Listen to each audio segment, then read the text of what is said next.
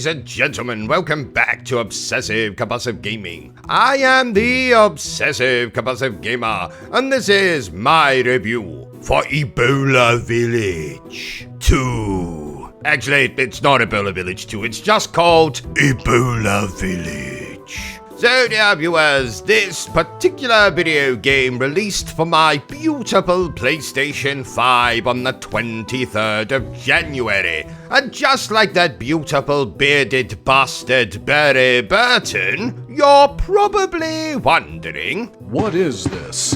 EBOLA Village is a first-person survival horror video game thingamajig that's a complete and utter rip-off of,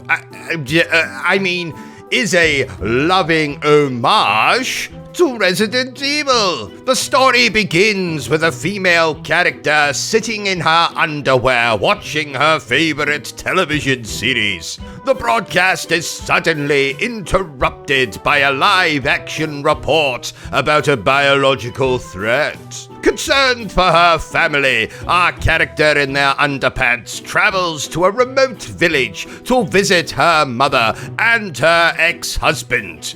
But soon, terrible things begin to happen. And yes, don't worry, dear viewers, our character in their underwear does eventually put some clothes on, unfortunately. So let's review this first-person survival horror rip-off video game thingamajig the only way I know how. Badly. And let's start with what I really enjoyed about this game. This is definitely a true survival horror experience. You have to explore the sinister village, picking up notes, getting some backstory, finding keys for doors, and of course, fighting nefarious enemies. Now, I'm not sure if the game developers would call the enemies in this game zombies, but that's what I'm going to call them, whether that is accurate or not. And it's not just zombies we go up against in this game.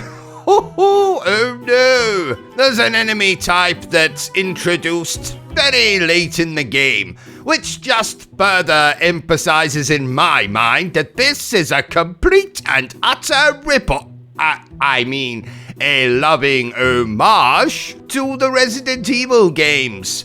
Most notably Resident Evil Village because, well, duh, Resident Evil 4 and Resident Evil 7. I was also glad to see that the few puzzles that they decide to sprinkle in here were not particularly mind-bending, vague, convoluted as all hell. Just like the puzzles in another video game franchise I could mention, but totally won't mention. Silent Hill. The gameplay experience was, for all intents and purposes, very good. I enjoyed exploring the village, figuring out where to go and what to do, seeing what the hell is going on with our main character's mother, seeing what crazy thing the game was going to have us do next. Be it gathering parts for a bloody tractor or injecting ourselves with hepatitis in the hope that the zombies will leave us alone. No, I'm not joking when I say that. I also rather enjoyed all the nods and winks to the Resident Evil franchise.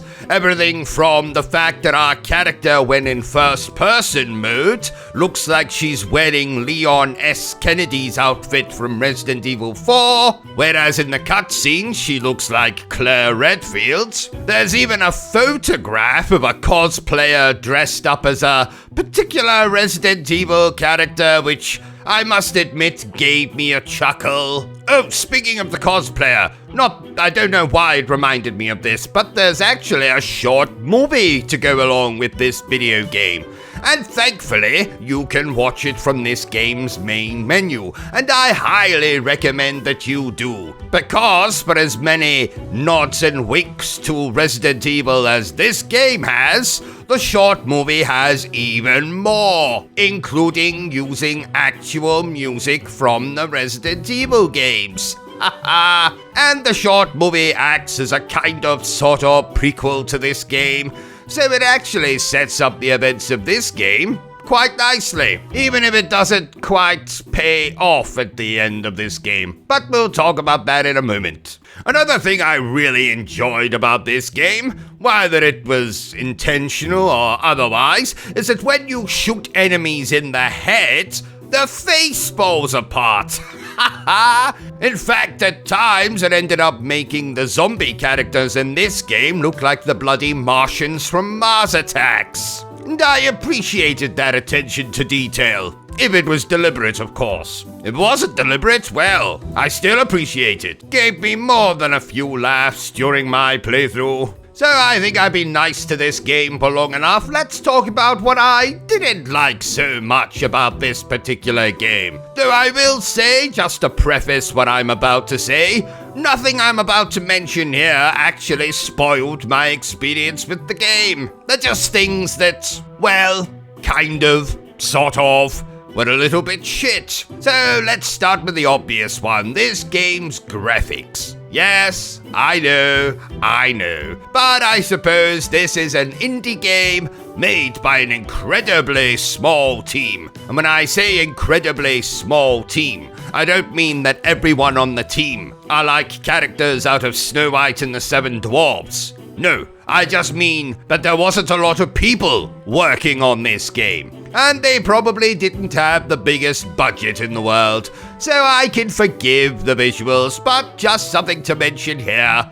I was also very disappointed that unlike the short movie, this game does not feature an English dub, which is disappointing because I found the English dub in the movie to be rather cheesy, amusing, but incredibly entertaining, and I would have liked to have seen that carried over into the game. The game also features this rather bizarre thing that I ran into where if you came across an item that you are definitely going to have to pick up later in the game won't let you pick up that item until you actually need it much later in the game. Also, I did spend quite a lot of time running around, not really knowing what to do. But that's because the game obviously needed me to go to a certain location at a certain time to trigger a certain cutscene so that I could then go where I was supposed to go. And all of that was a little bit confusing, unfortunate, a bit shit. But honestly, like I said, dear viewers, those are all things I can forgive, mostly because I'm such a survival horror fan. I really enjoy the nods and winks to the Resident Evil franchise, and I ended up rather enjoying this game.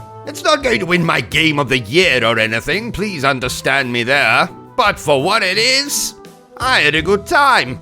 Therefore, I declare that EBOLA Village is very good. So there you have it, ladies and gentlemen, another review by yours truly. If you enjoyed this little review of mine, don't forget to give me a thumbs up. If you haven't enjoyed it, well then, you can feel free to give me a thumbs down. But please remember the single most important thing I always tell you, dear viewer, and that is to always stay obsessed with gaming. Are you still here? Oh, you must have really enjoyed this video then. In that case, you had better subscribe to the channel and check out our other content. Otherwise, you're a booby pants, and no one wants to be a booby pants.